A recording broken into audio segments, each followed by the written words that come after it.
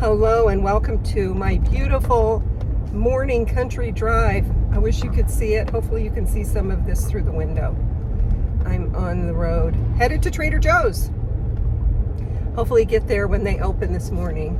And hope you guys are doing well out there. We're gonna have a little coffee road talk this morning. Keep me company while I'm driving. So I am headed to Trader Joe's, initially sparked by one thing, which is these amazing, might sound gross to some people, ketchup flavored potato chips. Okay, whenever I go, it's a trek for me to get to Trader Joe's. So whenever I go, I always research on the front end, like what are the hot new items? What do I need to look for? What are the not missed things? So I always look that up before I go. And this was on that list, these lettuce ketchup flavored potato chips. And Lillian, and it said, one of the people reviewing it said, if you like those vinegar and salt potato chips, you'll love these. Well, Lillian loves those. That's kind of her new thing, the vinegar and salt potato chips. So, and she's not a junk food person at all, but she eats very healthy. So I was surprised that she was like digging those vinegar potato chips. So I thought, well, I'm going to try those and save them for her and hide them. I have to hide them from the robot arm. You know, my husband with the robot arm with the popcorn. It's the same with potato chips. So I have to hide them. Well, then I ran it by her on FaceTime, and she kind of made a funny face like, that doesn't sound good to me. So I'm like, okay, all bets are off then on that bag of chips. So the other day when we were doing our little Diane Keaton movie binge, John pulled them out. And he's like, can we bust into these?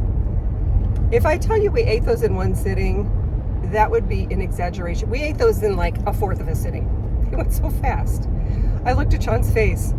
Pardon me, I'm going to be coughing a little bit, but unlike the last road talk, I'm much better. I looked at John's face and it was like the angels of heaven had descended on him. Like, what did I just eat? They're also a really interesting texture because they're like lattice and like a grid, but they're really durable, so they're perfect for our bison dip that we happen to have. If you've ever heard of this bison French onion dip, I'm sorry and you're welcome. The best onion dip, but it's like very regional. So we inhaled that bag. It's a small bag and there wasn't that much in it. So so I'm gonna get more of that. That's really funny. Because now we do have to turn Lillian onto them, because I think she will like them now that we've taken it for the team and tested them. So I can recommend those. If this video gets posted before I get there, please feel free to offer any other suggestions. I have a little list. But I used up all of our avocados yesterday and made some delicious guacamole. So John wants more of that. You know, blah, blah, blah. So part of it is I just love going to Trader Joe's. Of course, I will be getting flowers, and the drive is just spectacular, and it's just a nice little event for me.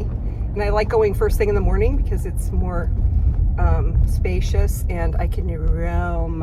And now that I don't have Beasley waiting for me at home, I have more time, more leisure.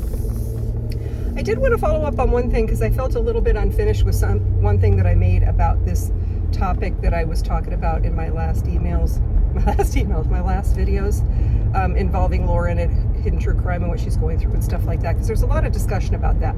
And she did an interview with someone I'd never heard of before. Maybe I should have. I guess I just haven't. You know, things don't get presented to you and you don't know. And I am trying to back away from the true crime world anyway. But this channel called Duty Ron, and it's two police officers. I think they're two retired police officers. So I listened to that and her interview on that.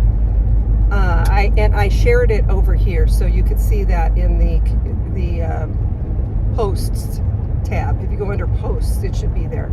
I don't know if people ever normally see those because they often are, you know, don't get any kind of engagement. So I just don't know if they show up when you share somebody else's content, because I just think people aren't seeing it, but I'm directing you to it if you're so inclined. But one of the things that I wanted to emphasize that came out of that interview, and also Trisha from Web Sleuths has been talking about this topic, and I'm glad that it's getting broader coverage now. And she mentioned this as well in her videos. These are crimes that are being committed. These people that are doing this cyber stalking are committing crimes. These are not just trolling. This is not trolling. Stalking is different than trolling. These are people with organized efforts with intent to harm, and they do cause harm.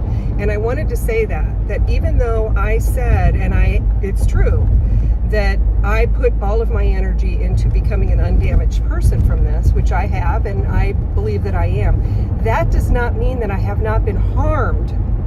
There's a difference. And I don't consider myself damaged or destroyed by any means by this, because of the efforts that I put into it, that I sought out and found resources and paid for them and engaged with this and made it like a freaking full-time job to not be destroyed by this. Yes, that is true. Not everybody has the resources that I do, by the way, internally or externally, to be able to invest like that. The time, the money, the support systems, they don't. So, I mean, people are crushed by these things. And just because I invested in myself not being destroyed by these campaigns does not mean that there was not an intent to harm, does not mean that there were not crimes committed, and that those crimes are still lingering out there. So if I was some of these people that were doing some of this stuff, I'd be Googling, here's your advice for the day, statute of limitations, because this is getting a much broader awareness now and spotlight on this behavior, and these law enforcement professionals on this channel are emphasizing that these are crimes. And it's sad that you have to you might have to prove that you were damaged in order for that crime to be enforced. But I think now that there is more awareness and more highlighted, and there has been at least one, I'll just say it, suicide from this behavior recently off of YouTube and social media, that Michaela from Save a Fox, that, at what point does it become, did people start enforcing this stuff, and who starts enforcing it? Now, I'm also hoping that there's more awareness by there is on YouTube now, because there's a lot more large channels that are now covering this, but larger media outlets.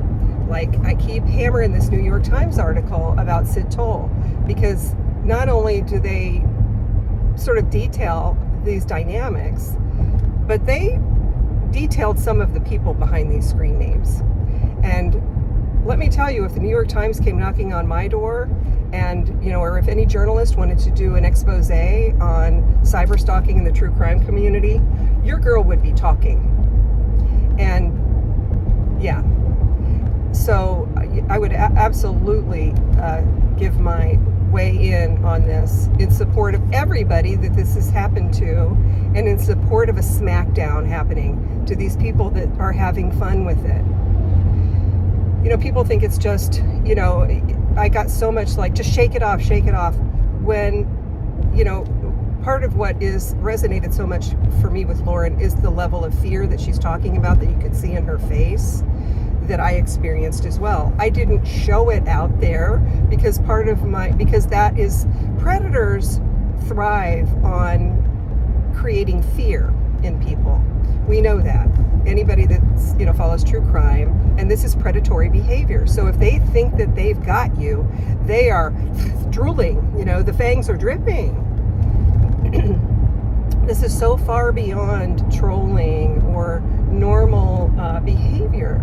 It had become, for me, unsafe to be online in most of the places that I had been online for years, whether it be YouTube, my own channel, my email address, my blogs were invaded, my Facebook, my husband's social media, Instagram, TikTok. Nothing was off limits for these people. There were, I was being harassed everywhere. I mean, just even recently, this is a funny one, even fairly recently, when during Donna's trial when I showed up in a live stream at one of my friends' live streams who knows all about this, who's been very supportive. Somebody's making a comment right in front of my face saying that my friendship with one of the victim's family members was all fake, right in front of my face. And I had to laugh because I had just spoken to that person on the phone that I'm supposed to have this fake friendship with that morning. And I mean, I'm just keeping quiet about all this. I'm just keeping quiet, like, because they thrive on the attention, they thrive on the engagement. And so if I defend myself, then suddenly, these people that consider themselves an expert on my life are, ooh, got her, So, I mean, I just block, I would see comments like that and just block and move on, but no place was safe for me. There were multiple Reddit pages that were set up to harass me. Pretty much anything I put out online was sliced and diced and mocked and memes made and videos made. There was a whole channel, apparently. This is just the fraction of stuff that I know that was either brought to me or they were harassing me with in my face, or this wasn't stuff that I'm like running out looking for. This is just the stuff that's like I could not avoid. There's apparently a YouTube channel that's made up of videos mocking me, including a segment where I am sniffing the panties of an elderly mother of a homicide victim whose case I was covering. You may guess who that is. How humiliating to her is that? How humiliating to her is that? And people sharing that, and groups of people laughing at how funny that was. This is how depraved, that's a fraction of how depraved it got. Hours and hours of live streams that my friends were coming back saying, you can't even believe, talking about my deceased father, talking about my deceased father's sex life, talking about my sex life from people who claim to know something about me. My dog was a main focus. That according to the main stalker in this, but the posse around this person, that am, a raging alcoholic, not true, dog abuser, not true. There were campaigns to contact the Humane Society about me abusing my puppy. There were apparently, I mean, I'm telling you, these are just things that trickled back to me from people that were monitoring this that have no reason to fabricate stuff, so I believe that it's true. Like me filming in my car like this, like were they trying to figure out if they could contact to report me to my local Department of Transportation to get me in trouble for that. They contacted friends of mine with false stories that I had to clarify that were like put together like little closing arguments about things that I supposedly had done or said that were untrue. Sometimes what they do is take snippets of things and then embellish them. And so they look different, like maybe take something out of context and then rewrite it into something else. As I've said before, our daughter was brought into it. Our daughter's mother was brought into it. There was discussion apparently about trying to, a little campaign within the campaign to try to locate our daughter's mother to contact her, which I have no doubt they would have done. If I was employed, I'm sure they would have contacted my employer and my husband. Thankfully we were retired. I mean, this is the level. There was very little places of my life that I could turn my head to other than my close friends and family. But my online life for sure, that they had not infiltrated. That is cyberstalking. I haven't spoken that much about it, the level that it's happened. And I'm telling you, this is just what I know. There's, other people that have contacted me, like, it's so much worse. Somebody who contacted me said something like, over on Reddit, it's like they're a pack of jackals ripping the flesh from your carcass. And they don't have anything left, so they started grinding the bones. That is cyber stalking, and that is a crime. Because clearly there is an intent there to harm somebody, to harm their reputation, to harm their credibility online, to harm their mental health, to harm their, all of those things. And this, I can't emphasize enough, this is an enjoyable pastime to people like this. They bond over this. They find friendship in this. They laugh and encourage each other. Oh, you could do that. This is a funny meme. This is a funny, apparently they've like taken all kinds of pictures of me and done AI and put my voice into things, like I'm speaking certain things. I don't know if that's called a deep fake or whatever. I haven't seen any of that stuff. I haven't even seen the video of the panty sniffing video. It's so disgusting. I mean, not only did somebody think to do that, I mean, it's one thing if they hate me, and I guarantee you this is a stranger to me that's doing this.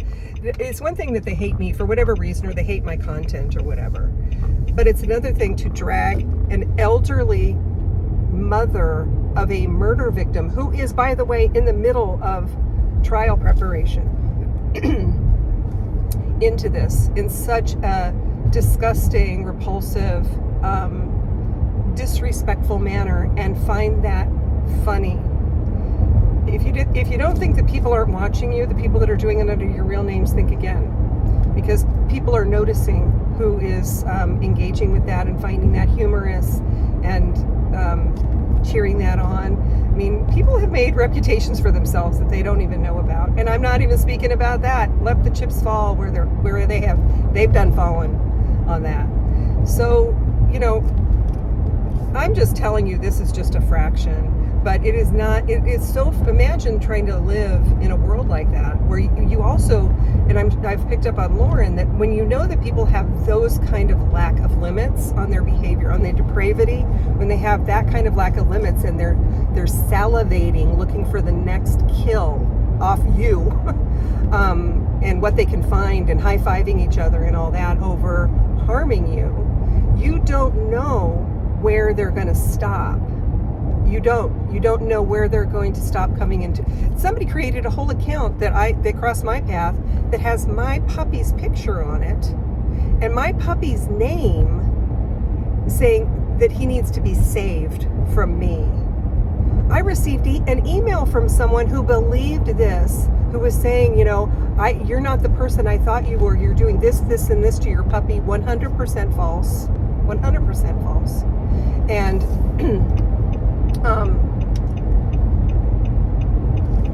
as if they were like really concerned about the well-being of my puppy, who is spoiled freaking rotten and has been from day one.